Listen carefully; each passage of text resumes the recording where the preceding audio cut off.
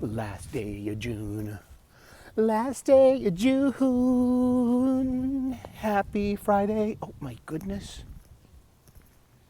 Hold on.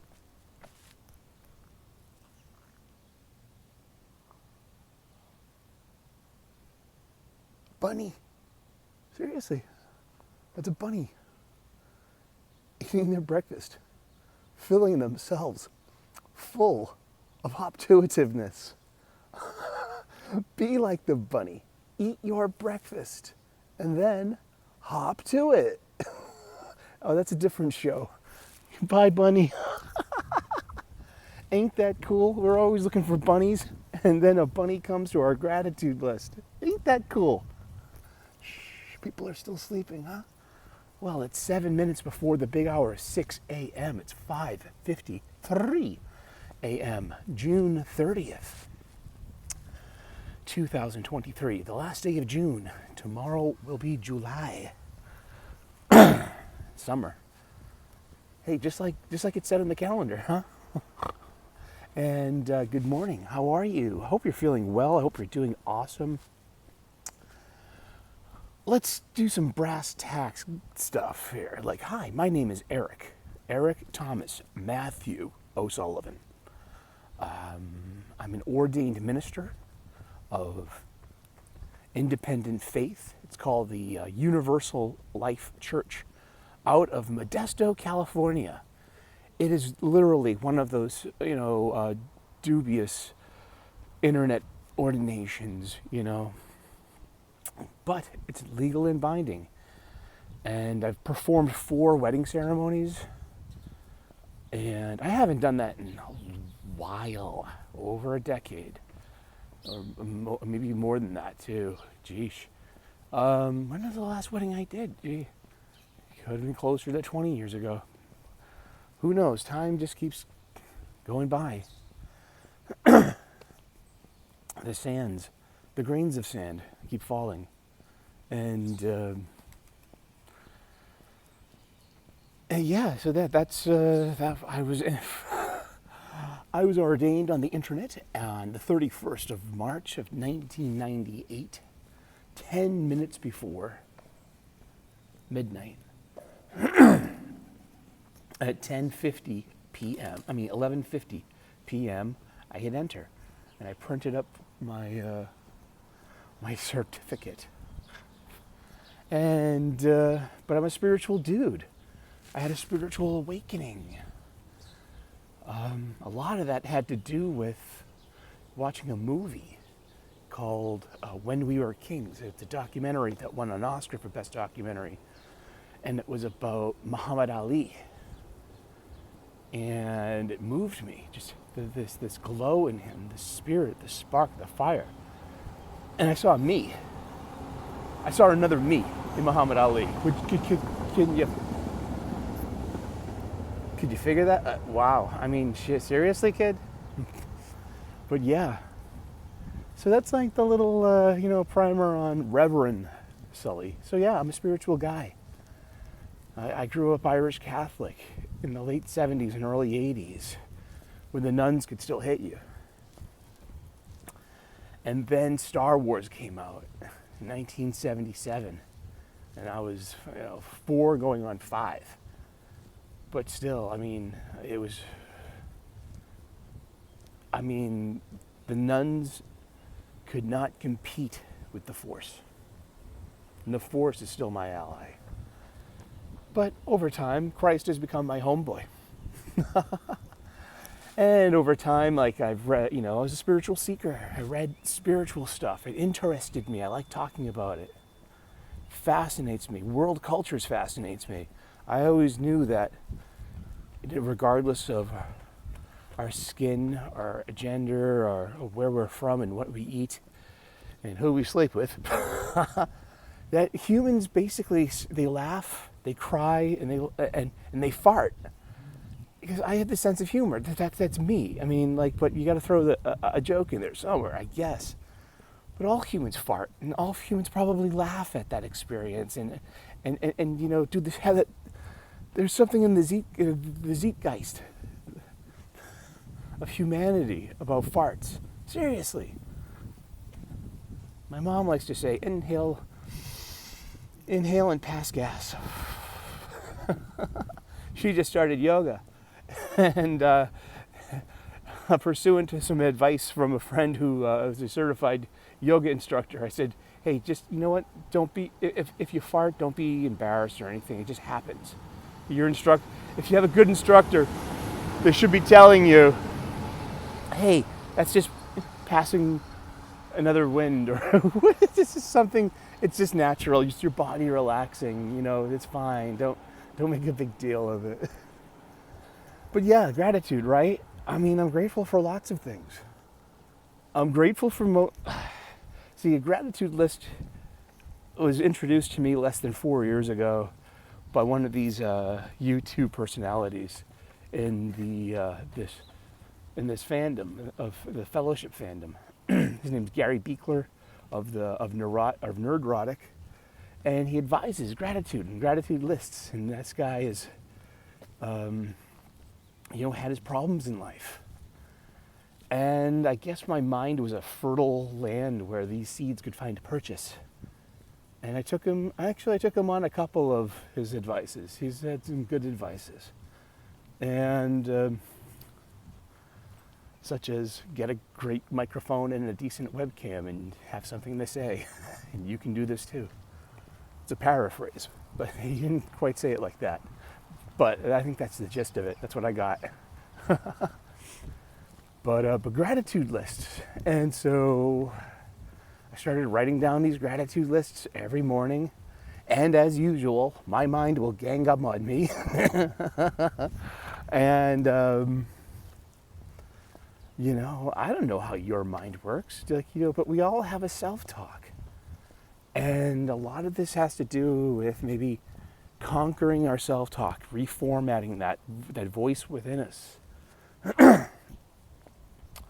Along the way, spiritually, being a Jedi or a Sith, depending on what mood I'm in, eschewing Roman Catholicism for an independent spiritual route. I came across Buddhism, and of course, because Star Wars is just loaded with Eastern mysticisms. It's coded, as we say. Star Wars, the original Star Wars trilogy is spiritually coded, Eastern spiritually. It was, a kid from California, with all these weird, wacky Northern California bean sprouts, avocados, and and long-haired ideas in the '60s. Who grew up in the '50s, and I don't know. It was Eastern spirituality.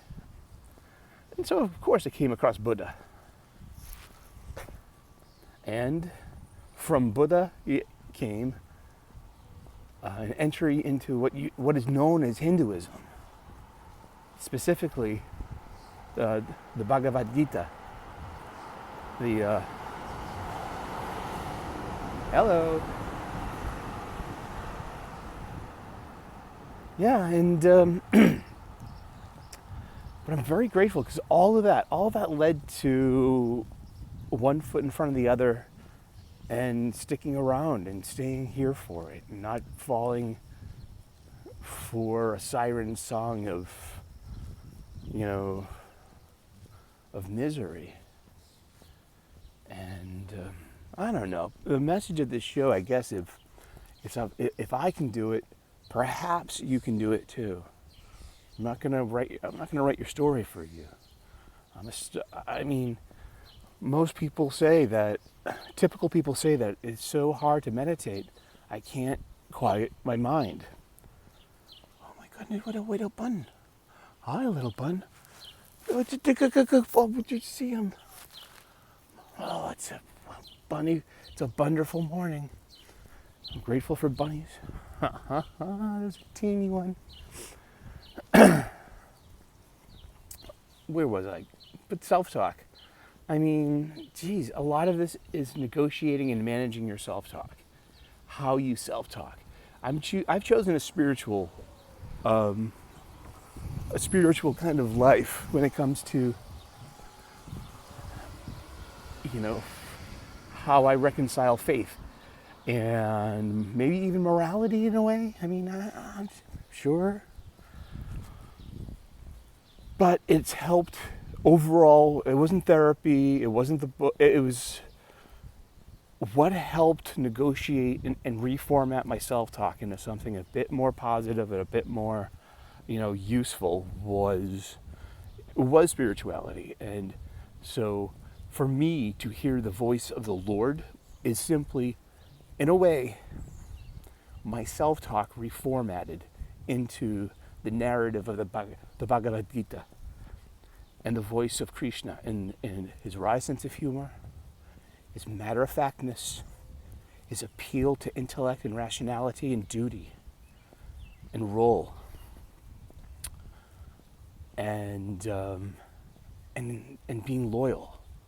I mean, all of these qualities, they're part of my self-talk now. And this is how I talk to myself. And this is how I treat myself. So this is the lens of my self-talk. It's something that's uplifting, that's not praiseworthy. It's not about praise. It's not about affirmation. It's not about and it's not about an afterlife either. In a way, see that? But when it comes to self-talk, see, it's our self-talk that's going to drive us crazy. It's our self-talk that's whispering in our ear in the middle of the night in the small hours when you can't purchase sleep. When your fists balled up and your eyes are welling, and you just can't understand why. And it doesn't matter what the circumstance is, it's the same reaction coming from the same person, ourselves. This dissatisfaction, this unease, this ill temper, this moodiness, this tail snappiness, this unsettling feeling. It can be conquered. You can do it. You have to do it. I mean, you don't. Would you like to do something about it? I did. I didn't like its impact on me. I didn't like my impact on others around me. My loved ones, the people at work, or even strangers in my life. What permissions we give ourselves when we decide to accept our impact and our negative impact on others. It's out there, huh? You've seen it. I've seen it. It's a beautiful morning. It's 68 degrees Fahrenheit. The sun is peeking through the clouds. It's one of those glorious mornings you see on TV, right? Well, you're watching it on TV right now, aren't you? I don't have answers. I've got questions. Tons of questions. And I've got conversation. I love conversation. And thank you so much for tuning in today. Sorry if I've scared anyone with my clickbaity headlines. They're just questions that I know I've asked myself. Therefore, I ask that of the viewer interested in this program. I bet you felt this way too. I bet you felt trapped. I bet you felt hopeless. I bet you felt, weak. I bet you felt unhealthy or unworthy. Yeah, me too. Yeah. I mean, but we come to tipping points, breaking points, whatever points. Turn your corners. Keep going. It's a road. Keep going. We all go to the same place, the same destination. Don't dwell on it. Or do whatever you want to do. But hopefully you're enjoying life and you're, blessed and grateful with little things like public transportation, working public transportation. And,